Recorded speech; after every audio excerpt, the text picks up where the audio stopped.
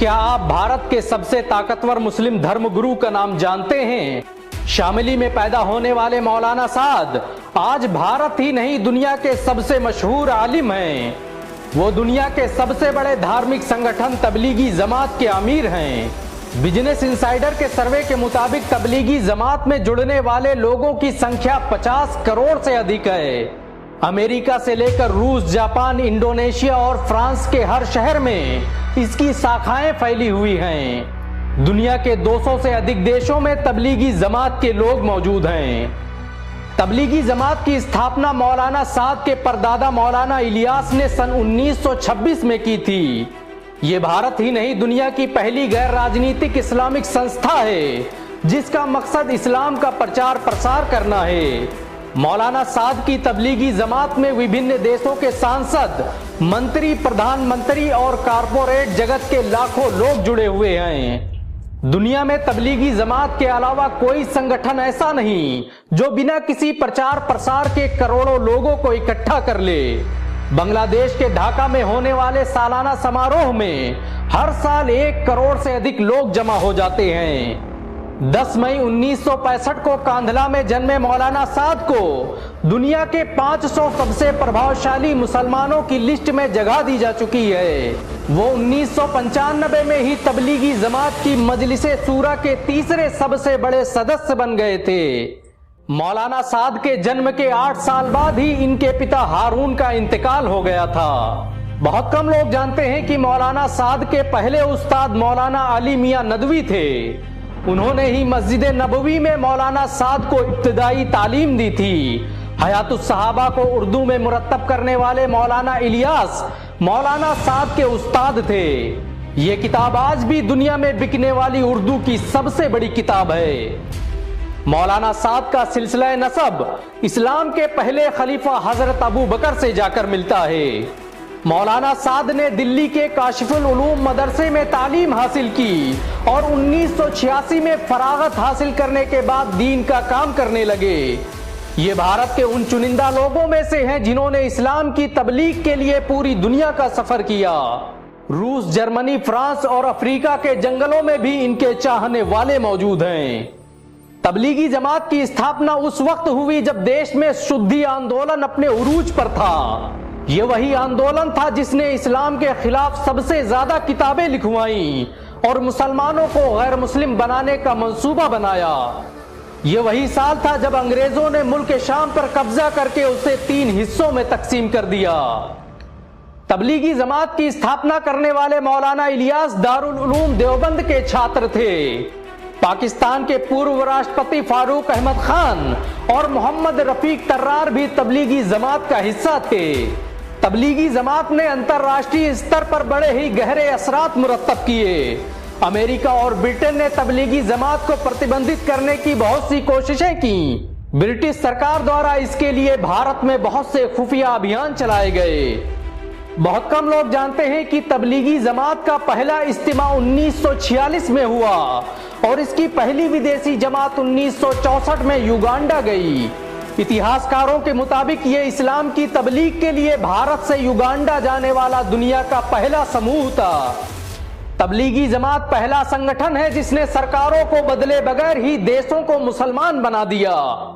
जबूती के जंगलों में होने वाले इज्तिमे में हर साल कई हजार लोग इकट्ठा हो जाते हैं। तबलीगी जमात दुनिया का पहला धार्मिक संगठन है जिसमें गूंगे भी इस्लाम की तबलीग का काम करते हैं। यमन और मलेशिया में होने वाले इज्तिमे में हर साल गूंगों की जमात निकाली जाती है। कांगो के जंगलों में दुनिया में सबसे पहले इस्लाम तबलीगी जमात ने ही पहुंचाया था। पिछले 5 सालों में कांगो में 5000 से अधिक लोग मुसलमान बन चुके हैं। ये पहला संगठन है जिसने दुनिया के हर देश को प्रभावित किया। 21वीं सदी में सबसे ज्यादा आलिम तबलीगी जमात ने पैदा किए। 1926 में जिस वक्त तबलीगी जमात का गठन हुआ उसी वक्त आरएसएस की बुनियाद रखी गई और उसी साल इजराइल जैसा देश अस्तित्व में आया। इतिहासकार लिखते हैं कि ऐसा लग रहा था जैसे किसी ने फिरौन के लिए भारत में मूसा पैदा कर दिया हो। आपको यह जानकर शायद हैरानी हो कि तबलीगी जमात में जुड़ा हर शख्स अपना खर्च खुद उठाता है। इसे आज तक किसी तरह के फंड की जरूरत महसूस नहीं हुई। दुनिया में बहुत से वैज्ञानिक आज तबलीगी जमात के काम करने के तरीके पर रिसर्च कर रहे हैं। इसे आर्थिक रूप से दुनिया का सबसे अमीर संगठन कहा जाता है। तबलीगी जमात दुनिया की सबसे बड़ी संस्था है जो जुआ शराब जैसी कुरीतियों के खिलाफ व्यापक अभियान चलाती है। इसमें काम करने वाले लोग अफ्रीका के जंगलों में जाकर लोगों को इंसानियत की शिक्षा देते हैं। भारत के हर शहर और गांव में तबलीगी जमात के लोग मौजूद हैं। तबलीगी जमात का हिंदुस्तान की आजादी में बड़ा किरदार रहा। मशहूर स्वतंत्रता सेनानी उबैदुल्ला सिंधी तबलीगी जमात का हिस्सा थे। उबैदुल्ला सिंधी ने ही रेशमी रुमाल आंदोलन की शुरुआत की थी, जिसने भारत की आजादी में निर्णायक भूमिका निभाई। आपको यह जानकर शायद हैरानी हो कि उबैदुल्ला सिंधी 1915 में अफगानिस्तान में स्थापित की गई भारत की अस्थायी सरकार के पहले गृह मंत्री थे। दिल्ली के निजामुद्दीन में बना मरकज 1926 से लेकर आज तक वहीं स्थित है और इसके ऑफिस को आज तक कहीं विस्थापित नहीं किया गया। दिल्ली मरकज से निकलने वाली पहली जमात मेवात गई थी। बहुत कम लोग जानते हैं कि शुरुआत में तबलीगी जमात में लोगों की संख्या 3 से 4 थी, लेकिन 1947 तक इसमें काम करने वाले लोगों की संख्या सैकड़ों में पहुंच गई। प्रसिद्ध स्वतंत्रता सेनानी मौलाना हुसैन अहमद मदनी भी तबलीगी जमात का हिस्सा थे। हुसैन अहमद मदनी ने ही अंग्रेजों के खिलाफ फतवा दिया था कि अंग्रेजों की नौकरी हराम है, जिसके बाद अंग्रेजों ने उन्हें बगावत करने के जुर्म में माल्टा में कैद कर दिया था। मौलाना हुसैन अहमद मदनी को 1954 में भारत का पहला पद्म भूषण अवार्ड दिया गया। आजादी के बाद भारत सरकार ने उनके नाम का पोस्ट कार्ड भी जारी किया। मौलाना हुसैन अहमद मदनी की नमाज़े जनाजा तबलीगी जमात से ताल्लुक रखने वाले मौलाना जकरिया ने पढ़ाई थी।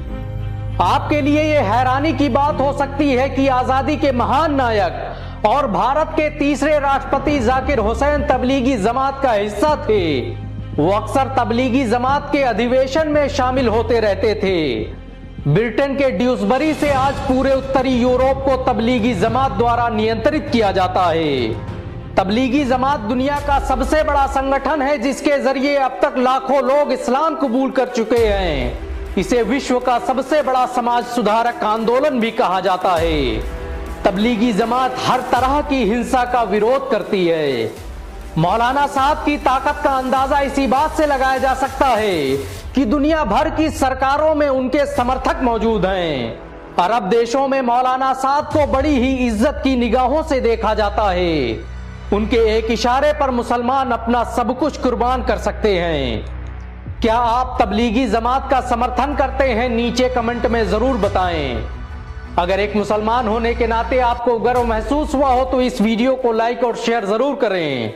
ऐसी और वीडियो को देखने के लिए हमारे चैनल को सब्सक्राइब करें, घंटा जरूर दबाएं।